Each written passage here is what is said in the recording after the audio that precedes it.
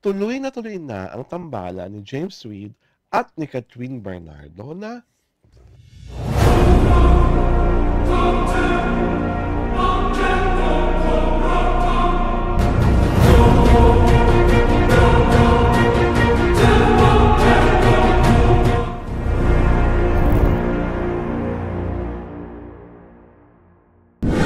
for some unknown reason, I am so not excited about this medium round, but Ay, hey, taray, sa planeta. in a way, they're big stars. This is Alvin Ignacio, the diva that you love. Together with me is my kawaring Ultra Maldita, Hi, this is Alex Brosas. and you are watching The Hitty Show, ang tayo na Talaken Showbiz Edition. Wala na raw po makakapigil. Tuloy na ang tambalan ni James Reid at ni Catherine Bernardo na Ay, inaantok ako. aray ko? Parang ayokong pag-usapan to, Mare. Kwento mo nga kung bakit to of national importance. Aba, Diyos ko, how long was the last soap opera of Catherine? It was like 10 years ago? Talaga ba? 10 years ago ba yung yung nag-Netflix? Oh, Too Good to Be True. Oh, yung 10 years ago, ha? Hindi ba 5 years ago? Hindi ko sure. Basta Diba? baka 3 years ago. Ang tanongin mo, may nakakamiss pa ba sa mga soap opera ni James Reid? Aba, marami pa rin siyang fans. Talaga lang? Gwapo pa rin naman si Papa James Reid, ah. Ang sure na sure akong gwapo ay sinasabing jowa sa dilim ni Catherine Bernardo. Kasi ang kaibigan kong taga-NCCA, si Queen Charot Baharot, si Redena Petias, ginawaran ng mga nakatanging taga-Lucena. At ang nagbigay ng award ay si Mayor Mark Alcala. Na, nung nakita ko ang larawan, ay, pagka gwapo talaga. Tsaka matangkad. At matangkad. Rene Peñas is almost like 5'11", and he's taller than Rene. Ay, edi 6-footer na. Number 2, I asked Rene, kasi di ba, malagtod ako. Rene, ano amoy ni Mayor? Mabango ba? Kasi may pictures na lang magkatabi, magka-selfie, gano'n. Sabi ni Rene, ay, sis, basta ang amoy niya naturally fresh. Walang pabango, pero ang linis-linis ng amoy. Saka ang tikas-tikas niya pag nakabarong. At nung nag-speech daw, extemporaneous. Wow. Diba? At kuha niya talaga ang audience. Alam niya what is the gawad all about. Walang, ano matawag doon? Parang ganyan.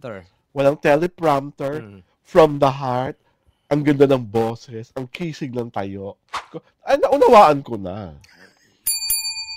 Diba? Kung bakit si Catherine pala, pumupunta sa Lucena. Kung bakit mahal niya ito. Kahit hindi niya pa inaabot.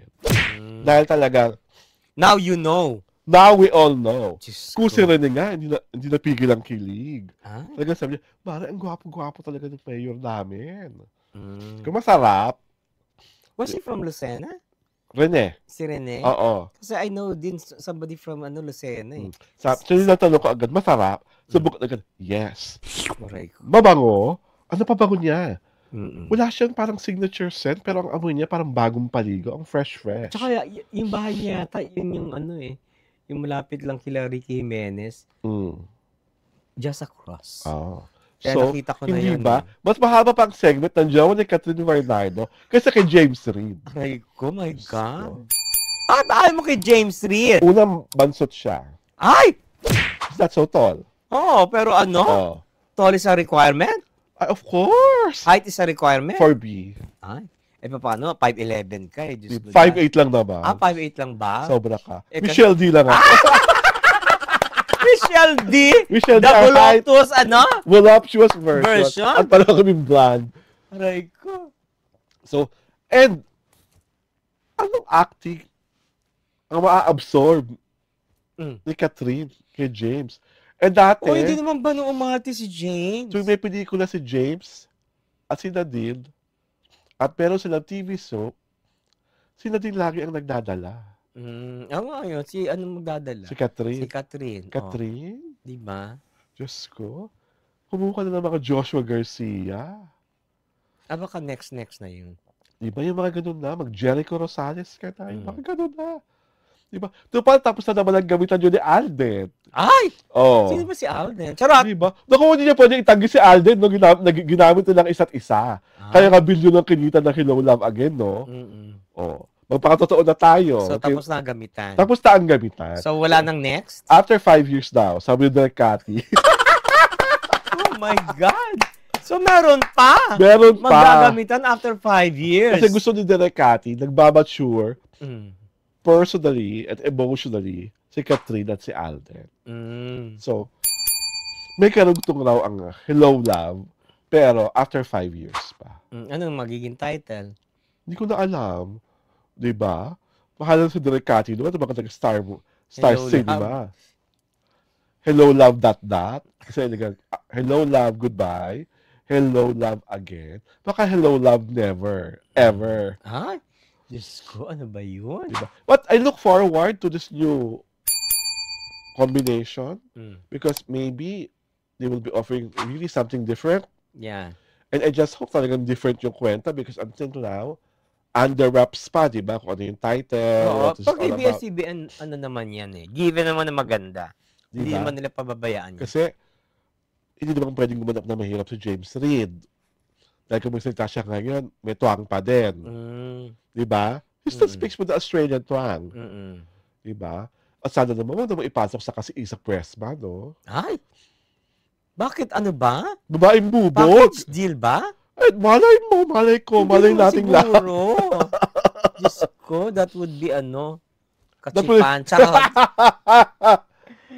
Pero I guess so, parang, after maybe di ko si Katrina hindi pa napapalabas eh. Yung ano? Yung Elena? Elena 1942 ba yun? Elena 44? 1945? Diyos ko. Ano nangyari doon? Shelve na ba yun? Hindi naman. Nag-shooting na ba yun at all? Yan na, parang nag-shooting na. Baka malapit na sa post-production. If I were her, doon na lang. Huwag mo na mag-TV. Ha? Kasi ang tagal na rin niyang nawala eh. The last time was ano nga eh. Araw-araw naman nasa news si Catherine. Bakit? Kaya nga naglulumande.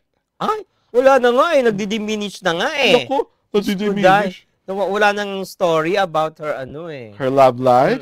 Naku, Diba? Ewan ko na lang. Nakakalo. At parang galit ka kay Catherine. Hindi ako, I just want her to have enlightened and intelligent decisions. She's not getting any younger. And if you want to prove your mettle as an actress, get a better actor. Ganon? Hindi ba? Get Jericho. Get Joshua. Eh, baka masyadong bata siya kay Jericho. Diba? At bata naman si Joshua sa kanya. Eh, bakit si Joshua at si Jody? Pwede. Iba namang ano yun eh. Hindi. Ano yung adaptation yata yun, di ba? Eh, sigurado bang original tong James at Catherine? Yeah, oo, parang ano. Hindi siya ano, adaptation. Baka naman mga parang revival lang to ng mga pelikula ni James at Nadine dati. Ha?